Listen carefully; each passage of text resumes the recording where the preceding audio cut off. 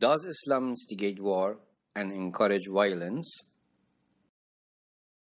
Before answering any questions related to Islam, it is very important and necessary to know that for complete understanding a topic in the Quran, we must first collect all the related verses, consider the order in which they were sent to the Prophet, and then study them.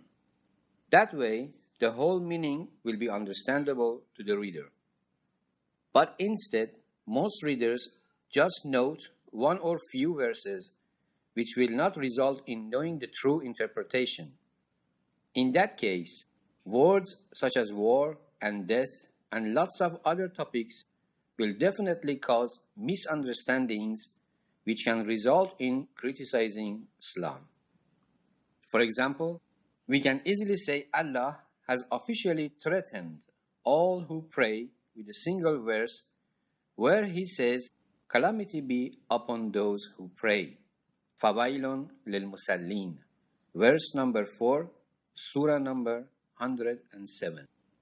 But why no one has ever called this a reason that praying is dangerous or that Allah doesn't approve praying?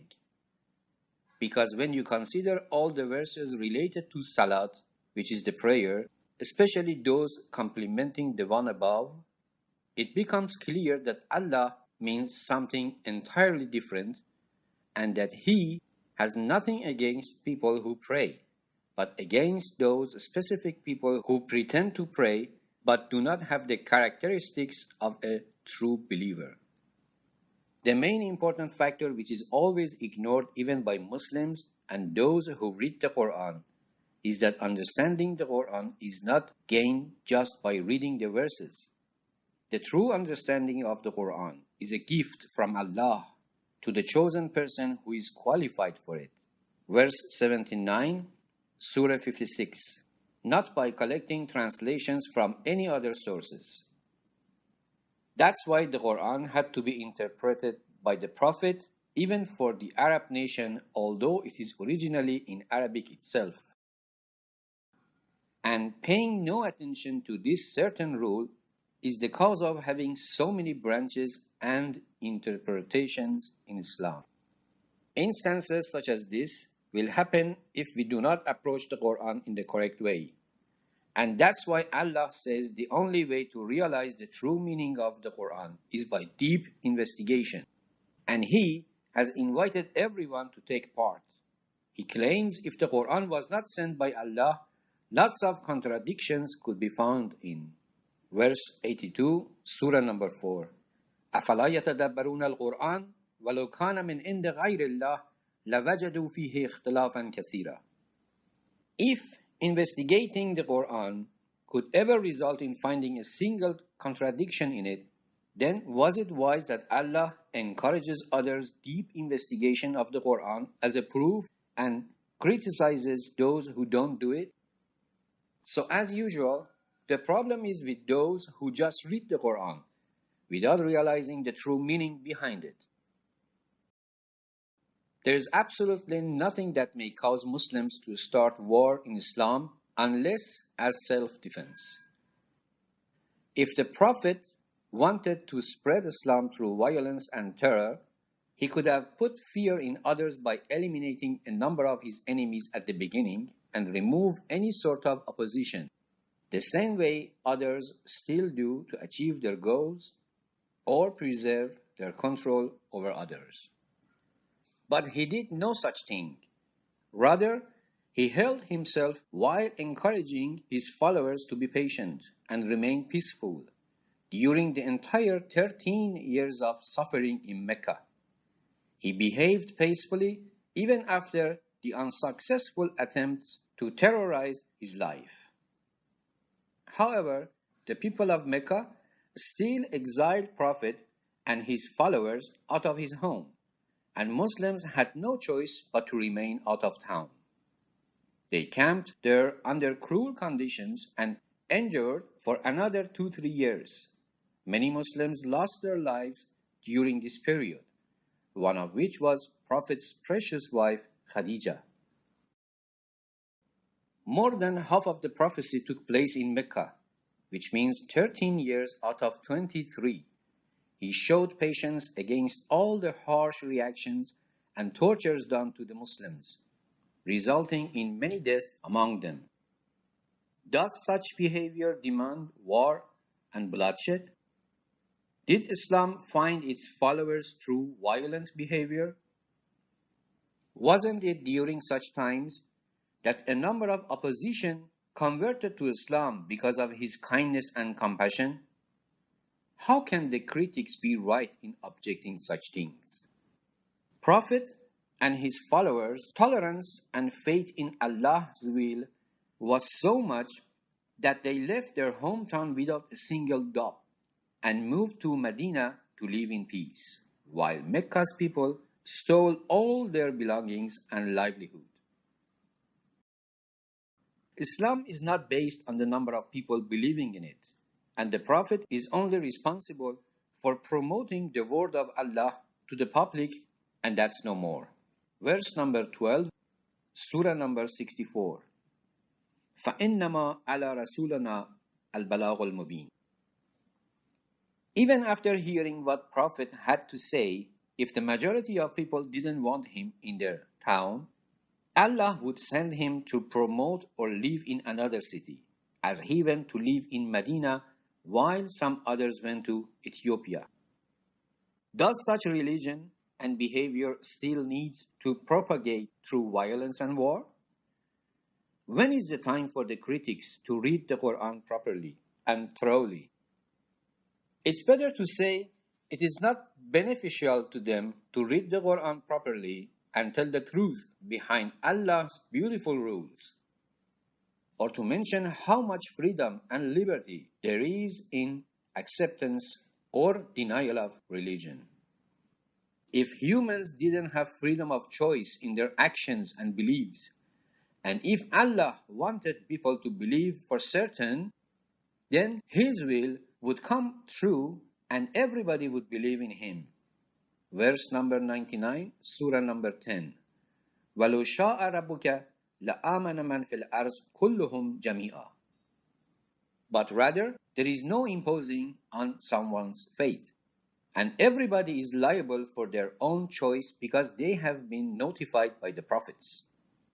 Even following the same verse, Allah questions the Prophet if he is trying to bring people to Islam against their will, although it was not happening.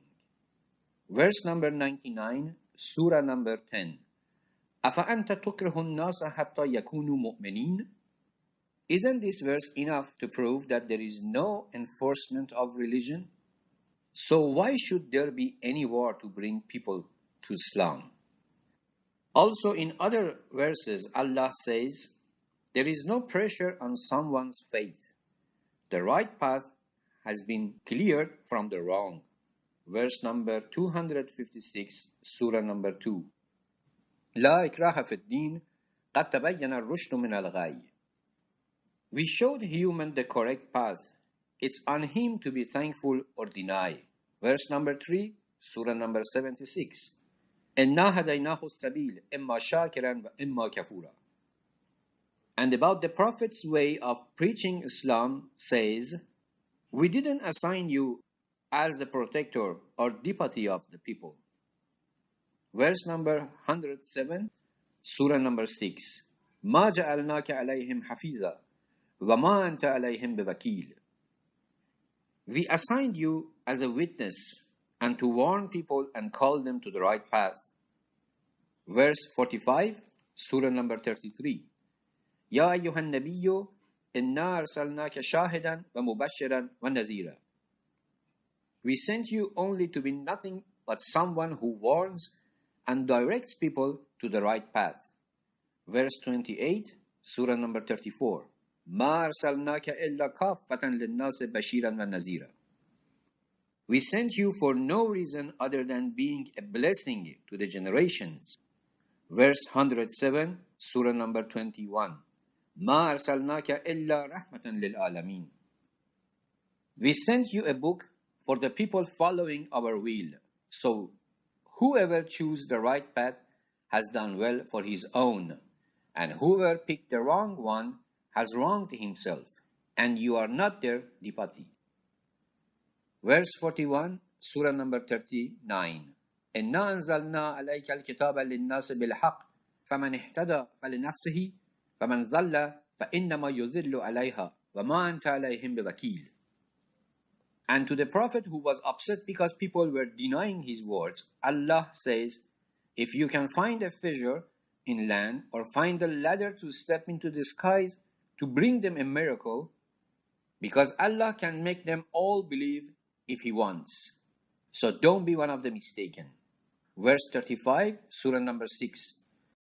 وَإِنْ كَانَ كَبُرَ إِلَيْكَ إِعْرَاضُهُمْ فَإِنِ اسْتَطَعْتَ أَنْ تَبْتَغِي نَفَقًا فِي الْأَرْضِ أو سلما في السماء فتأتيهم بآية بل شاء الله لجمعهم على الهدى فلا تكونن من الجاهلين. Also, lots of people became Muslims since Prophet was showing kindness and elegance in his behavior because of the mercy he was receiving from Allah. فبما رحمة من الله لنت لهم ولو كنت فظا غليظ القلب لانفضوا من حولك فاعف عنهم واستغفر لهم وشاورهم في الأمر فإذا أزمت فتوكل على الله إن الله يحب المتوكلين. Since you are under blessing from Allah, you treat them with kindness. For if you were strict and unloving, then people would avoid you. So forgive them and pray forgiveness for them and counsel them on their livelihood. And when you have made your final decision, trust in Allah, He adores the believers. Verse 159, Surah number 3. Where in Quran is the so-called violence attributed to the way it is preached or treats people?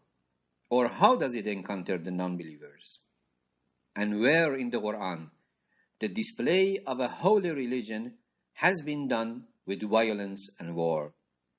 But even after the Prophet left his hometown to city of Medina, his enemies kept harassing him and brought war upon him every year. Is it far from expectation for Muslims to act in self-defense after 13 years of being gentle and peaceful against all the harassments? And when Muslims entered war as self-defense, then isn't it the time to expect verses on war and defense? And is it not so that before the war brought by the opposition to Prophet and the tortures inflicted by them, there were no verses about war at all? Why such evidences are never considered? And when the verses relating to war started by opposition descended, is anyone right to say that Islam started war or looks for violence? Some of the critics and opposers claim that the Prophet had no power in Mecca, but he started war when he went to Medina and claimed power. Firstly, according to the mentioned verses, it was always the non-believers who started the war, and the Muslims were the ones protecting themselves. And even when the enemy stops fighting, Muslims are not allowed to continue the battle. Verse 192, Surah number 2. فَإِنِ انْتَهُوا فَإِنَّ اللَّهَ غَفُورٌ رَحِيمٌ. Secondly, did such critics do any research about the wars during Prophet's time to see that Muslim soldiers' equipment was always inferior to their enemies and that Muslims never started any fight? Then it should be clear how much this sort of criticism makes sense. And after enduring 13 years of patience, homelessness, losing many lives, even after moving to a new city called Medina, does it make sense to accuse 300 Muslims to start their first battle with no equipment whatsoever against an army of 1,000 men armored to the teeth? But studying the verses relating to war, we conclude that Allah lets Muslims to fight back only when they are under attack. قاتلوا في سبيل الله الذين يقاتلونكم. Verse number 190, Surah number 2. In the righteous path of Allah, fight the ones who fought you. In this verse, we see that the other side started the war. قاتلوا المشركين كافة كما يقاتلونكم كافة. Verse 36, Surah number 9. Kill all the non-believers the same way they started killing you. In this verse, it is clearly mentioned that non-believers started the killing and Allah is demanding self-defense in return.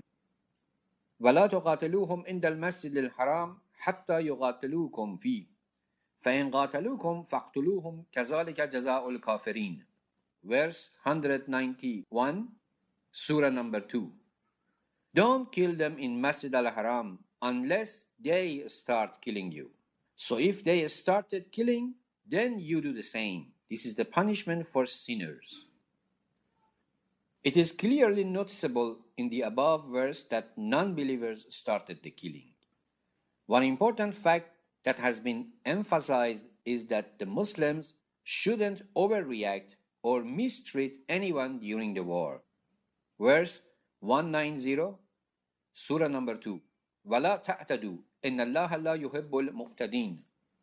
Also, if the opponent stopped fighting in the middle of a battle, a Muslim has no right to continue the fight, but rather Allah has promised forgiveness and blessing to them. Verse 192, Surah number 2. فَإِنْ انْتَهُوا فَإِنَّ اللَّهَ غَفُورٌ رَحِيمٌ.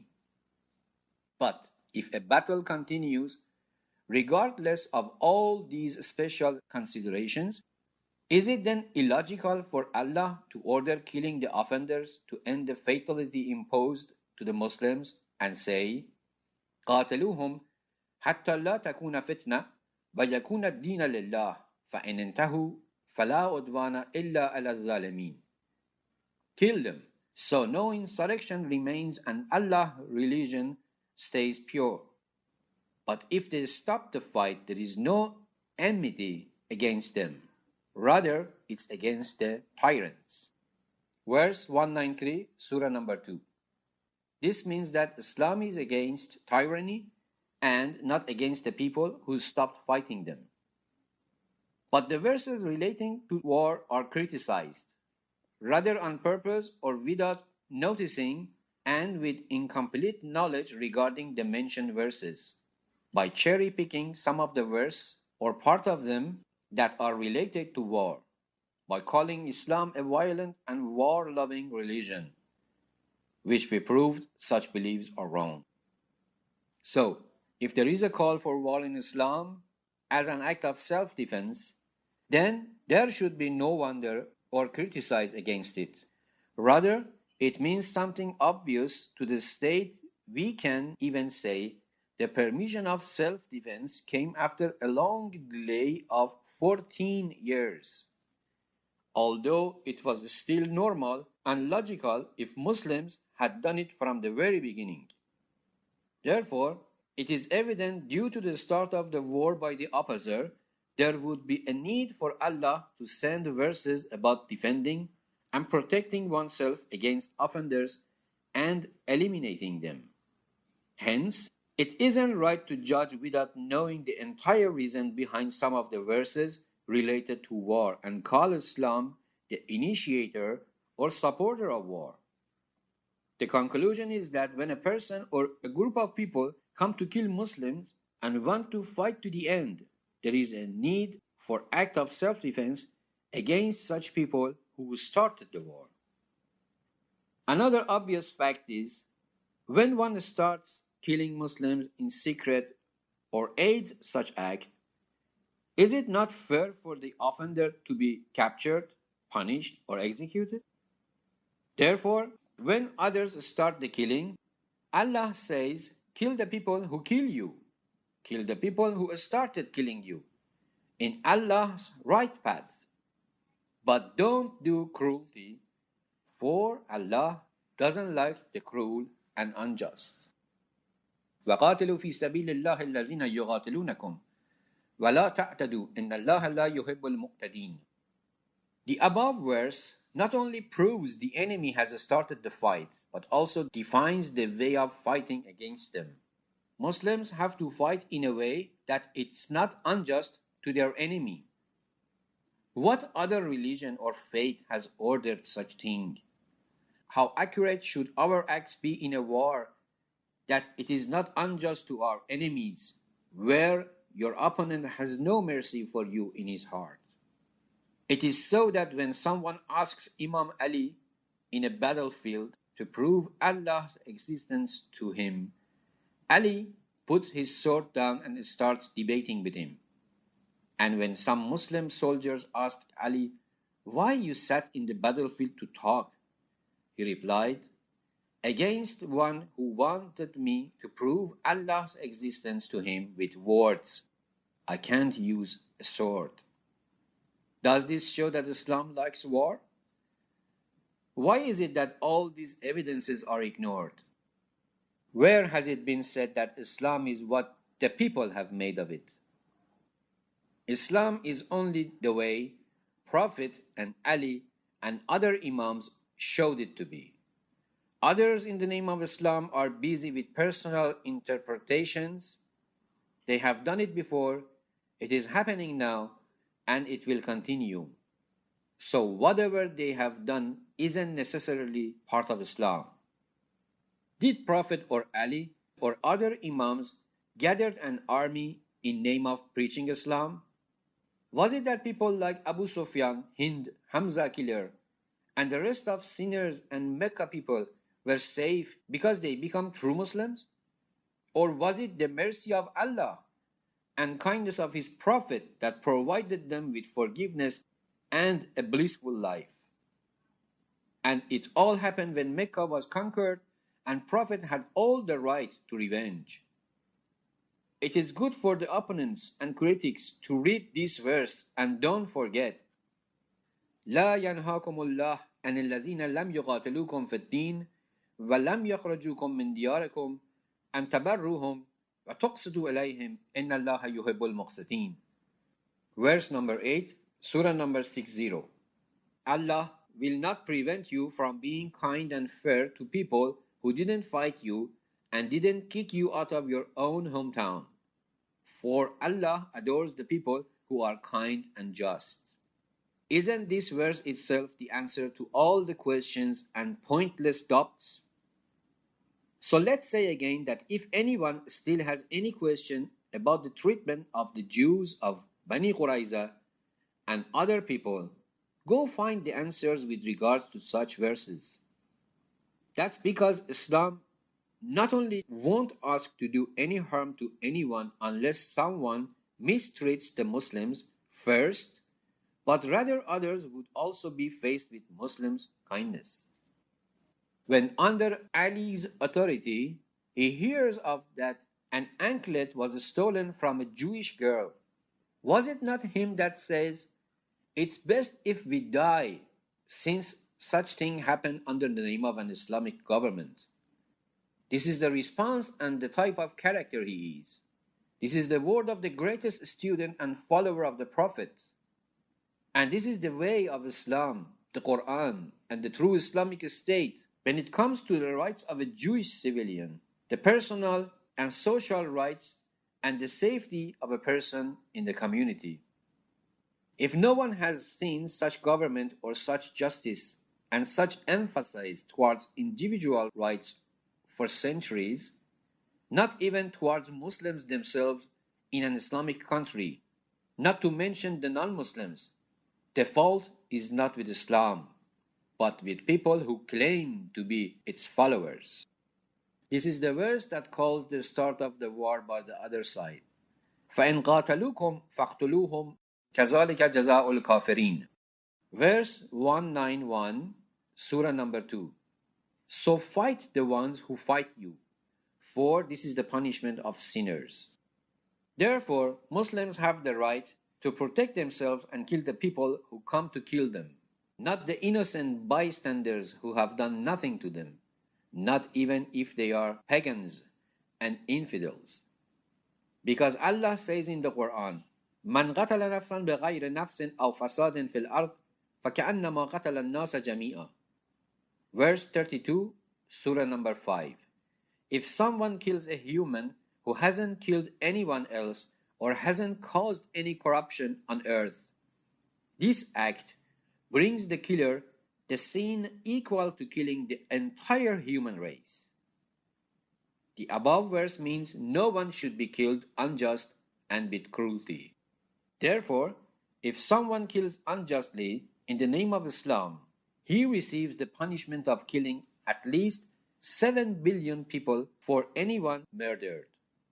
Another thing that happens in the name of Islam but has no relation to it is the act of terrorism made by others and not Islam. لا يفتك المؤمن. Nahj al-Fasaha, Hadith number 2550.